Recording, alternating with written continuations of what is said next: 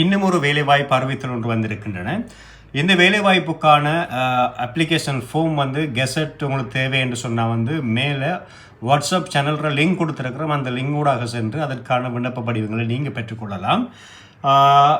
என்ன வேலைவாய்ப்பு கோல் பண்ணியிருக்கிறாங்கன்றது நாங்கள் பார்க்கலாம். அதாவது தேசிய கல்வி நிர்வாகத்தினால் 13 வகையான விண்ணப்பங்கள் கோரப்பட்டிருக்கிறது. அதாவது 13 வெற்றிடங்கள் காத்திருக்கிறது. ஆனால் நிறைய விண்ணப்பதாரர்கள் நீங்கள் விண்ணப்பித்துக் கொள்ளலாம். தகமை வாய்ந்த விண்ணப்பதாரர்களிடமிருந்து பின்வரும் பதவிகளுக்காக விண்ணப்பங்கள் கோரப்பட்டிருக்கின்றன. முறையாக பூர்த்தி செய்யப்பட்ட விண்ணப்பங்களை 2026 ஜூன் 5ஆம் தேதி அல்லது அதற்கு முன் பணிப்பாளர் நாயகம் தேசிய கல்வி நிறுவனம் தபால் பெட்டி இலக்கம் 21 மகரகம் என்னும் முகவரிக்கு கிடைக்கும் வகையில் தயவு செய்து பதிவு தபாலில் அனுப்பவும். பரிந்துரைக்கப்பட்ட விண்ணப்பங்கள் மற்றும் மேலதிக விவரங்களை www.nie.ac.lk இணையதளத்தில் நியூஸ் அண்ட் ஈவெண்ட்ஸ் பிரிவில் பதிவிறக்கம் செய்து கொள்ளலாம் என்று சொல்லப்பட்டிருக்கிறது. அதாவது இந்த வேலைக்கான ஒஃபீஷியல் அவங்களோட வெப்சைட் அட்ரஸ் சொல்லியிருக்கிறோம். அந்த வெப்சைட் ஊடாக நீங்கள் சென்று இதற்கான விண்ணப்ப படிவங்களை நீங்கள் பதிவிறக்கமும் செய்யலாம். எங்களுடைய வாட்ஸ்அப் சேனல்லையும் நாங்கள் போடுவோம். ஒவ்வொரு பதவிக்கும் தனித்தனியான விண்ணப்பங்கள் அனுப்பப்பட வேண்டும் என்று சொல்லப்பட்டிருக்கின்றன.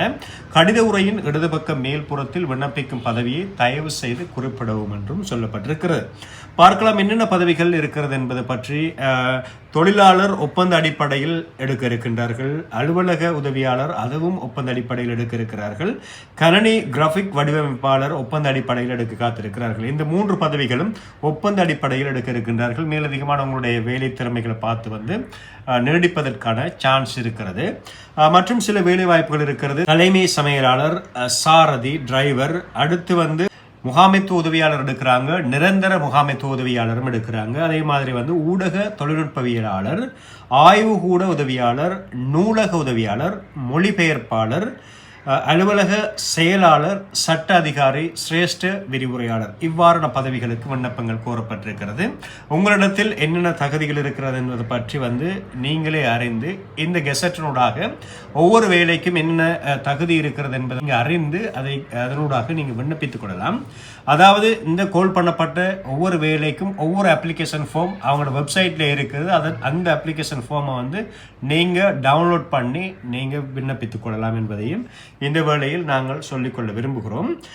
கவனிக்க வேண்டிய ஒரு முக்கியமான ஒரு விடயம் இருக்கிறது. பொதுத்துறை கூட்டுத்தாபனங்கள், நியதிகள் சபை மற்றும் அரசாங்க திணைக்களங்களில் உள்ள விண்ணப்பதாரிகள் தங்கள் விண்ணப்பங்களை தொடர்புடைய நிறுவனத்தின் தலைமை ஊடாக அனுப்ப வேண்டும். அதாவது நீங்கள் ஆல்ரெடி கவர்மெண்ட் சேவனா இருப்பீங்க, இந்த வேலைக்காக விண்ணப்பிக்க போறீங்கன்னு சொன்னால் நீங்கள் உங்களுடைய திணைக்கள தலைவர்களூடாக விண்ணப்பத்தை ஃபில் அப் பண்ணி ஆஃபீஸ் மூலமாக நீங்கள் அனுப்ப வேண்டும் என்று சொல்லப்பட்டிருக்கிறது. முக்கியமான பொதுவான நிபந்தனைகளை பொறுத்தவரையில் எப்பாகத்திலும் சேவையாற்றுவதற்கு மற்றும் பதவி குறித்தான கடமைகளை செய்வதற்கு உள்ள மற்றும் உட தகுதிகளை கொண்டிருத்தல் வேண்டும். விண்ணப்பதாரர் சிறந்த நன்னடத்தை உடையவர்களாக இருத்தல் வேண்டும். அது மட்டுமல்ல, பிறப்பு சான்றிதழ், கல்வி தொழில்சார் சான்றிதழ்கள், அனுபவ சான்றிதழ்கள் மற்றும் சேவை சான்றிதழ்களின் சான்றுபடுத்திய பிரதிகளுடன் விண்ணப்பங்களை அனுப்புதல் வேண்டும் என்று சொல்லப்பட்டிருக்கிறது. அதாவது இதை நீங்க போட்டோ காப்பி பண்ணி யார்ட்டையாவது ஜேபி அல்லது லோயர்கிட்ட நீங்க சைன் பண்ணி அனுப்பணும், அல்லது ஜிஎஸும் சைன் பண்ணி கொள்ளலாம். அதாவது இதில் கேட்கப்பட்டிருக்கின்ற சான்றிதழ், அதாவது இதை போட்டோ காப்பி பண்ணி அவங்கள்ட்ட த்ரூ காப்பின்னு சொல்லி நீங்க சைன் எடுத்தீங்கன்னா ஓகே. இந்த பதவிகள் நிரந்தரமானவை என்பதுடன் அடிப்படை சம்பளத்திற்கு மேலதிகமாக நிறுவனத்தினால் அங்கீகரிக்கப்பட்ட கொடுப்பனவுகள் வழங்கப்படும். உள்ளக விண்ணப்பதாரிகளுக்கு உச்ச வயதில்லை ஏற்புடையதல் என்று சொல்லப்பட்டிருக்கிறது. சம்பந்தப்பட்ட விண்ணப்பத்தின் தலைவரின் பரிந்துரை இல்லாமல் அனுப்பப்படும் விண்ணப்பங்கள் நீங்கள் ஒரு பொதுத்துறை கூட்டுத்தாபனம், நியதிகள், சட்ட அமைப்பு அல்லது அரசாங்க துறையின் ஊழியராக இருந்தால் தேவையான தகுதிகளை பூர்த்தி செய்யாத விண்ணப்பங்களை, முழுமையற்ற விண்ணப்பங்கள் மற்றும் இறுதி நாளுக்கு பின்னர் சமர்ப்பிக்கப்படும் விண்ணப்பங்கள் நிராகரிக்கப்படும் என்றும் சொல்லப்பட்டிருக்கின்றன. மேற்கூறிய விடயங்களை நிரப்புவது தொடர்பில் இறுதி தீர்மானத்தை மேற்கொள்ளும் உரிமையை தேசிய கல்வி நிர்வாகம் கொண்டுள்ளது என்று சொல்லப்பட்டிருக்கின்றன. எனவே இந்த வேலைக்கு நீங்கள் விண்ணப்பித்துக் கொள்ளலாம் தகுதி இருந்தால். ஆனால் ஒவ்வொரு வேலைக்கும் அவங்களோட வெப்சைட்ல அப்ளிகேஷனும் போட்டிருக்கிறாங்க, அந்த கல்வி தகைமையும் போட்டிருக்கிறாங்க. இப்போ ஒவ்வொரு மொத்தமாக 13 வேலைகள் இருக்கிறது.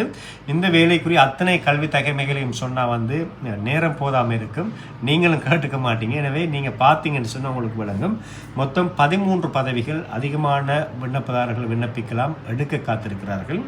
எனவே இது அரசாங்க வேலை ஒன்று, மறக்காமல் நீங்கள் இந்த வேலையை பெற்றுக்கொள்ளலாம். தேவை இல்லாதவர்கள் இந்த வீடியோ ஷேர் பண்ணிக்கொள்ளுங்கள். என்ற விடயத்தையும் சொல்லிக்கொண்டு மற்றொரு வேலை வாய்ப்போடு சந்திப்போம். நன்றி.